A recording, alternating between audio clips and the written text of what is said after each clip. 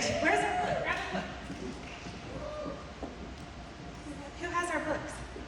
Oh, they're all below. Oh, we've already handed them out. You guys already have the books. So there's a little slide. No, we don't need one. I just wanted you guys to know that that's what we're talking about. We're talking about our book. We are a published author. So do you know what I think is really cool as I'm sitting here listening? Think about how much stuff is being offered to you guys for free. Isn't that pretty cool? Like, I mean, really, if you think about it, the amount of things that are being openly handed, it goes so much against our industry. Everybody's always trying to hold back that one last little thing. And Christian, you did a great job. You guys, if you don't take advantage of what that kid's offering you, you were crazy. I'm telling you straight up. But I just thought, how cool is that? And you know, you created this. Like, I still like, you created this environment for people to just give. So it's awesome. So you guys wrote a book. Can I have a copy of one of those books? Well, Teresa, can I see your book? Or just hand me one? Did everybody get one of their books, by the way? No, not everybody got one. But if you look in your bag,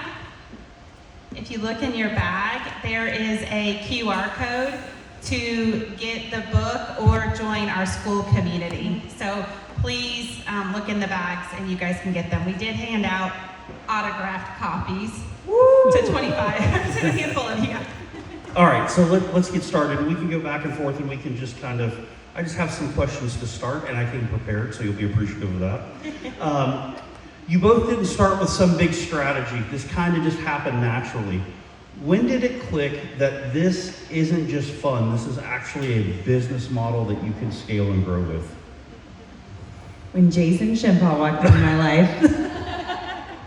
No, it's true. So I have always loved gathering people, like ever since I was little, and I was kind of doing it naturally. And Jason said, hey, you don't have to cold call people. You don't have to go door knock. Because I could jump off of the top of that building or you know, that stage up there. And then, so Jason, you're the reason. Yeah, and I just knew that getting people together was a good thing. And I, you know, because I like to do this, right? I am so bad at the details. That's why Justin and Dee Dee are just amazing at this, because I can come up with the great ideas, but it's important to have some. I love it. So real quick, 2 sentences. What's the crux of the book? So the name of the book is called The Power of One Event. And Cory and I go through and we just share all of what we do. When we first met, we didn't know how similar we were until now we're like, oh my gosh, we are so much the same. And she was like, we should write this book because our businesses mirrored each other. And so that book goes through step by step how to create a simple, low cost, no cost event to help kickstart your business or keep it sustainable. And we truly made it real estate friendly and ADHD friendly. It is bullet pointed and only 62 pages. So just curious, who in here is doing events regularly? Okay, so I'm up a there, handful of, that's not, Jenny Mac, that's not regular. No, regular means yes or no. Yes, no. Yes, no. This is no. So, you know, I find, going back to what you said, I feel like people just have such a misunderstanding of events. And they think that they're this, and this is an amazing event. This is an event, right? But they think that it's this, and it doesn't have to be this. Give us a couple of like simple, scalable things that you could do. And before I say that, Cory, how many events will you do this year? I do about 4 a month. So 4 times 12, that's 50 Math, events. 48. 50 events. How much of your business comes from your events? Everything comes Everything. from my, yeah. Pretty cool. Jessica, how many events will you do this year? So let's define event. Yes.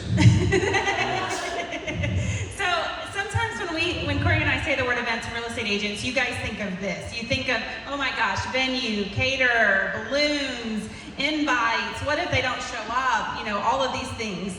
An event in my world is having coffee with somebody, having lunch with somebody. Okay? So when we look at events, they don't have to be grandiose, they can be simple. So I probably do 2-ish a week. Yeah, that's awesome. So there's people sitting here right now going like, oh, this sounds really cool and really awesome. And they want to know, will it actually work? And would it actually work for them? So for the people that are skeptical, because you're out there, what would you say to them? See chapter 9?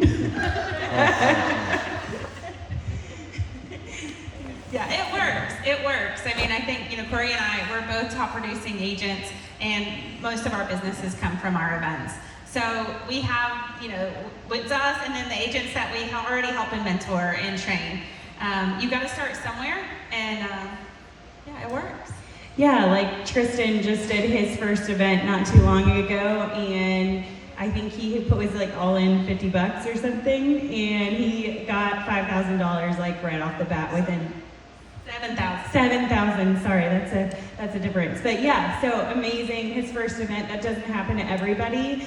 Our lovely Kristen James in the audience, she's amazing. She did neighborhood events, and it took 6 months at a cadence of every 8 weeks. But as soon as the floodgates opened, she got 3 leads immediately. So, give me 50, and hers, she just does at her house and just has people over and bring a dish. So it's super easy and low cost, but the reward is more than just a transaction. It is community. Absolutely. Okay, so this is going to go against our book. The purpose of the event's not the event. What is it? I can hardly wait to hear the answer to this. The purpose of the event is to reach out to your database in a true and authentic way. So I'll give you an example. I host the concerts on the square right here in Gainesville. I go through my whole database, I send them invitations, and then I follow up with text messages, and I say, hey, am I gonna see you at the concert this Friday? So I'll give you a real life scenario. I sent that message to a dear friend of mine. She said, oh my gosh, no, we're not gonna be there, but did you know, Matthew, my son just got engaged. I don't think they wanna rent once they get married. Within 6 weeks of me sending that a text to her to invite her to the concert, I closed her son's house, my youngest client at 21, they bought a house. But that's how quick it comes when you do invites. So don't get freaked out about the event when it's really geared towards touching your database. Cory, would you like to add on to that? There is a quote at the top of a chapter from Jason Shinpaugh. It's about who you invite, not who shows up. So that is humongous, because I think we can get so caught up in our head about having this big grandiose thing of 150 people in a room, and that's not what it's about. It's bring one person, that's fine, but it's about inviting, because people want to be, we are the most connected we've ever been in our entire lifespan of being a human. We can talk to our friend over in the UK instantly, right? But we are so disconnected, and people are craving that connection. Do you mind if I share something?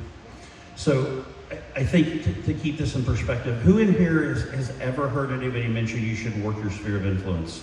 Has anybody ever heard that? Right? And the question that always follows that is how?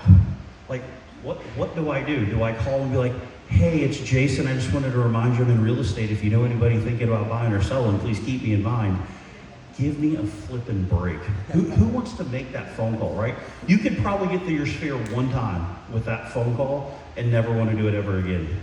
The beautiful thing about events, it doesn't matter what the event is, it's a reason for you to call and add value to people's lives. But here's the mistake, and this is what Cory was kind of getting to. As soon as you make it about who comes or who doesn't come, you're gonna fail. Because you're managing something you have no control over, right? There's people that were coming here today that things happened, they didn't get to come. So if Jessica was focused on who didn't show up, she would be missing out on all you amazing people who did show up. So the trick is you wanna focus on the call, the invite, the follow-up. You can get 5 touches out of every event. So think if you have 300 people and you do 5 events, right? That's a lot of touches naturally to your sphere of influence. But as soon as you focus on the success of it, meaning how many people came or didn't come, you're gonna fail. Because you're focusing on the wrong metric. You're focusing on the results. In all parts of real estate, we have to focus on the activities. You can control the activities you do every day. You can control the people you invite. You can't control if they come or don't come. And that's why people get frustrated and quit, is because they're worried about, they thought they were gonna have 100 people and 3 showed up. Think of how much money you saved, right? You just got to touch 100 people 5 times for free. It doesn't matter if they come. So I just want to say that because I think it's really important, the mindset behind it. So what do you think that agents in their brain have wrong about events? Like, what do you think is the roadblock in their world? By the way, they didn't know these questions, so this is kind of fun for me. I think people just, like, I mean, you kind of alluded to it. People make it this big, scary, audacious, crazy thing, and it's not. It can be just your girlfriends doing a book club. It can be your girlfriends doing a potluck, or, you know, the dudes going axe throwing, or, you know, just your people. It doesn't have to be a huge thing.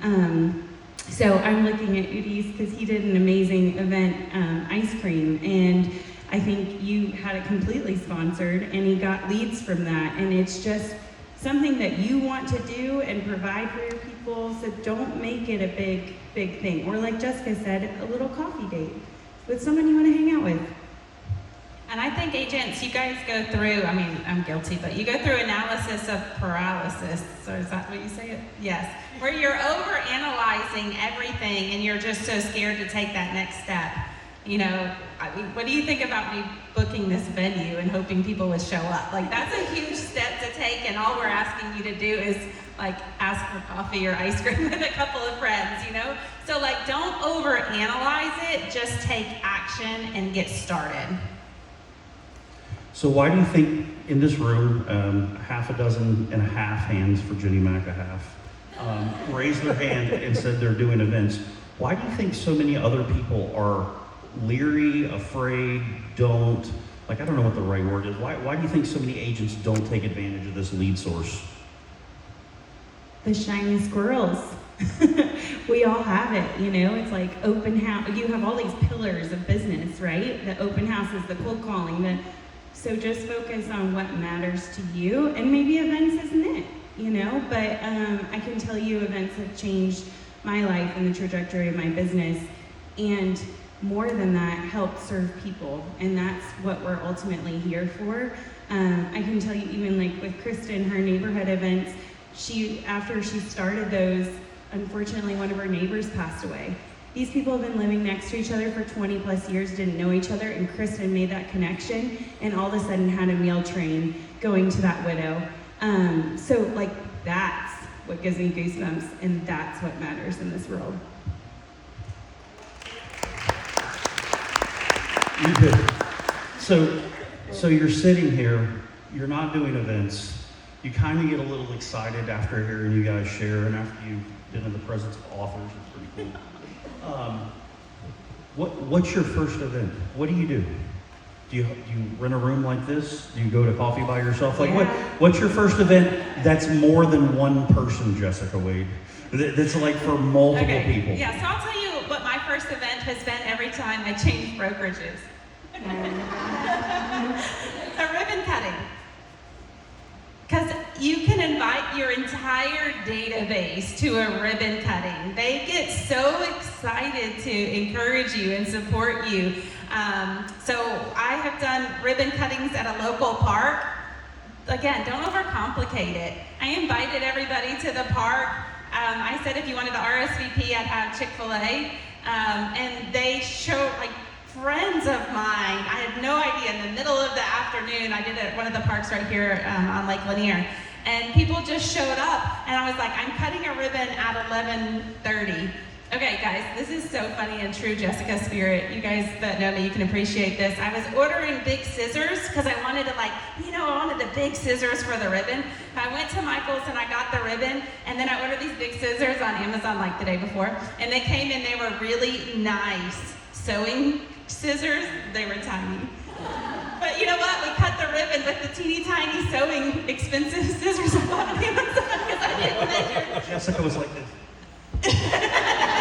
I was there. It was awesome. You were there. But I think that, for me, that was my first event. It was a ribbon cutting. And I've done it a couple of times now because it signifies something new. So even if you guys aren't in a place where you can do a ribbon cutting right now, like that to me, it's a game changer. You can be a ribbon cutting because you just got a designation or you're opening up a different pillar of your business. Like, come up with a reason to have a ribbon cutting. That's my opinion. How about you, Cory? Okay, so I've got two things. So the thing I tell everybody, and a couple of you have taken my advice on this, is a chili cook-off in your neighborhood. We all live next to people. If you don't live in a neighborhood, you still have neighbors. I guess unless you're on big parcels, which I know are around here. But do a chili cook-off or something for warmer weather because it's fun to add the competition and bring people in, and we have a whole system for that, and we can help you. But that's been really nice because it's getting to know your neighbors. And then the other thing that I always tell people is just find one friend that you want to hang out with. Just one. And find that friend, figure out what date works for them in the next few weeks, and then plan around that friend and what you want to do in your life, and then start inviting others. And that's all you have to do. Just invite. And then your one friend will be there, and then you have your comfort creature. It's perfect. So Cory, speaking of neighborhoods, how many people live in your neighborhood? I have 27. And what's the most amount of leads you got in one quarter from your neighborhood? 15. Say that again? 15. You guys, for crying out loud, give the girl a freaking clap for crying out. I mean, hello. Thank you. Who here got 15 leads that were referrals in the last quarter? Oh yeah, not many people. That's incredible, right? And it's because of your events. And the thing about Cory that I love the most, and I mean this in the most loving way, is... Can't wait.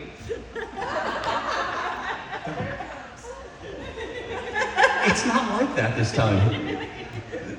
Cory is not worried about perfection. She just goes and does it. The fact that you just take action is so awesome. So many people get wrapped up in the bows weren't this way and the this wasn't that way. And Cory's like, I lost a shoe on the way there. It'll be just fine. I love that. I think that is the greatest attribute because it's like prospecting. You don't want to do it to begin with. So you're going to find every reason that it can't work or won't work in perfection, and nobody cares about perfection, right? So I think that's incredible that you got that much, and your neighborhood provides for you every single, and that was last year. It still provides for you over, and these people are not even sometimes selling with Cory and giving her referrals. That's incredible, you guys, so good job. Thank you. Oh. This isn't questions. No, I'm just kidding. You can ask a question.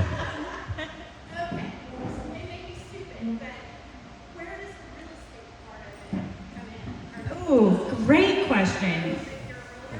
Yes, this is so good. Do you want to take it, Jessica? Okay. That is such a good question. So for those of you that didn't hear her, she said, how does the real estate part come in? You just love people, and the minute someone's going to come up to you, I promise, and ask you, how's business, how's life, and how's real estate, you're going to say, oh my gosh, I would love to talk to you about that. That is not what this event is for. This is because I appreciate you tremendously. I love you, and I just want to talk about something else. But let's have coffee next week. Bang. There you go. Yeah, don't make it about real estate. Make it about them. Get to know what they're doing. So for a season of time, I would reach out to people in my church and just say, I want to have coffee with you and get to know you more. Inevitably during coffee, it comes up. Hey, what do you do? Oh, okay, you're a real estate agent? Then what do they ask you? How's the market? And Russ is going on next, and he's got the greatest answer to that question, so stay tuned for that answer. But you just lead into that. And I will tell you, this individual, I reached out to at church, we went and had coffee, we chit-chatted, 3 or 4 weeks later-ish, she calls me and she says, hey, we've got to relocate my in-laws to the area, could you help me? And there was no talk about me being, oh, I'm a top producer, I'm a, like none of that. It was just like, yeah, I'm a real estate agent. Okay, let's move on. So like, don't make it about real estate. This is about relationships. It's not about that lead, but that lead inevitably comes. Because if you do that, your brain gets confoogled. And as soon as you get a confoogled brain, it doesn't work. And if you want to know about confoogled, see me afterwards. Confoogled. Confoogled. It's not in the dictionary. All right, so we're gonna wrap up so we can be on time this time. That I'm in charge of it. Sorry. Yeah, we're good? Okay. So, a couple things. What's the real cost of not doing this? Gosh, that's so good. Such a good question. I wish I had to. No, I'm just kidding. Like I said, like Kristen's neighbor got to be supported, my friends now walk daily together in the neighborhood because of this, and I'm not invited. That's okay. My feelings aren't hurt. They love each other and they have a real connection. We had the hurricane happen in Asheville, North Carolina, and my neighbors were already so bonded that it was like the easiest. I mean, that happened across Western North Carolina, but it was so much easier, I feel like, in my neighborhood because we had that connection. So to me, and I get goosebumps every time I talk about this, because it truly is the connection, and you're costing other people's lives. Kind of like Sherry, like she's sitting there in her life serving others at this high capacity, and like we need to rise up to the occasion, because that's why we're here on this earth, is to help each other.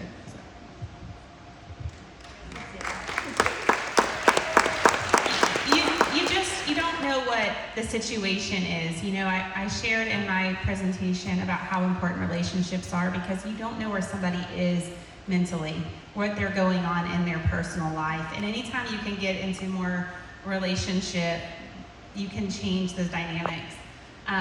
Inevitably, I shared just a teeny tiny bit of my marriage story, but when I'm meeting with people, that comes up all the time. My events are typically more intimate, and so I'm just like there to be ministering to them. So the cost is those people wouldn't know each other. And what's the coolest thing is I've done some larger events where my friends got to interact, and then I see them like connecting on Facebook, and I'm like, how did they know that person? And I was like, oh yeah, I did that, which I think is so cool. All right. One super secret event that's been either the funnest, the most successful, outside of the big park stuff, right? What's one event that you've done that you're like, that was awesome, and it was fun, and it's something probably most people wouldn't think of? It's hard to narrow it down. Just pick something different. Cory, yours is in January. I'm giving you a hint. When is mine? So I did this several years ago, but I did Jaymore Farms. So we have a local farm with the corn maze and the pumpkins and that thing. And so I rented a space there. I invited all my clients. And in our book, we go through like how to layer the event to make it even better. But I invited all my clients. I rented the barn. I had all of that. And I had the videography team from a local high school come and do videos and get testimonials from my clients at that event. But that was pretty fun. I think Madison rode on the hayride. And so I got them an all access pass to the event. So that was, yeah. Jason had to give me a little bit. I love all my events, but he's right. My favorite in January every year is a referral dinner. And what that means is any friend, family member, or person in my life that has given me a lead, that doesn't mean I've closed on them, but has given me a lead, they're gonna get invited to a very nice dinner. And I'm gonna treat them, they're gonna get a drink, they're gonna get a 3-course meal, we're gonna dress up, which is so fun. I try to do it around actually Valentine's Day, just because it's fun to do date night. I invite no kids, love my kids, but no kids to this event, and just really, really fancy, fun event. And I, share that, you know, to get invited to the next one, and I say it kind of cheeky, but just is to give me a referral. And I am just very strategic in my CRM to make sure I tag them as 2025 referral, 2026 referral. So anytime, immediately when someone comes to me from someone else, they're gonna get an invite. And the invite, I literally type on Amazon like wedding invitation, and it's like this dark green, very pretty, very fancy invite. And I have friends to this date that are like, I'm trying. I'm trying to find your referral, and they've come to me and I've already gotten referrals from that. So it's really, really fun. That's awesome. Last question. Who's this not for? I would have said Tristan, but he did one, so that's I pretty was about to say Tristan. Pretty cool. Okay, he did one. I'm proud of you. I mean, it's for everyone. Yeah, You there's think? not one person I don't think this is for. We are in a people business, and that's great. That's what you do. It's not a trick question. I'm genuinely. Is it a trick Y'all look question? at me like I have some trick. I don't have any tricks up my sleeve. I'm just genuinely curious, like, because I think so many people think that this is not for them. Because look, you guys, there's people in this business I talk to every day that don't like people. I mean, they say like, I don't like people. I'm like, were you surprised today when you got up to sell real estate, you had to deal with people? Like, did you not know this is a people in business? Like, I can't imagine that. So, Tristan. So it's actually worth noting, I am so like not wired to like talk to people at my event. It's like really weird because I don't do small talk, and so that's kind of what stopped me from doing the events for so long. But eventually, I just did like what she said. I was like, I'll just do an event. The first ever event I did by myself, it was a pumpkin carving contest, but I actually partnered with Teresa. She's in here somewhere. She did all of the planning. She made it so awesome. I did absolutely nothing. All I did was just give the money and say, hey, make it work. And then showed up, people came, they did carvings, but we ended up just rolling pumpkins down this big hill. And it was so fun. And it was just like my personality of just like whatever it takes. But we ended up getting a lead from it. Like I got a lead, a referral, we closed on it. And I would not have gotten that without the event. Like this person was just ghosting me. But because I invited them, they felt very special. So like I just did what they said and made money. And that person didn't even show up to the pumpkin carving, right? Yeah. So pretty awesome. Again, it's all about the invite. Awesome. Thank you guys. Y'all did a great job. Thank you guys.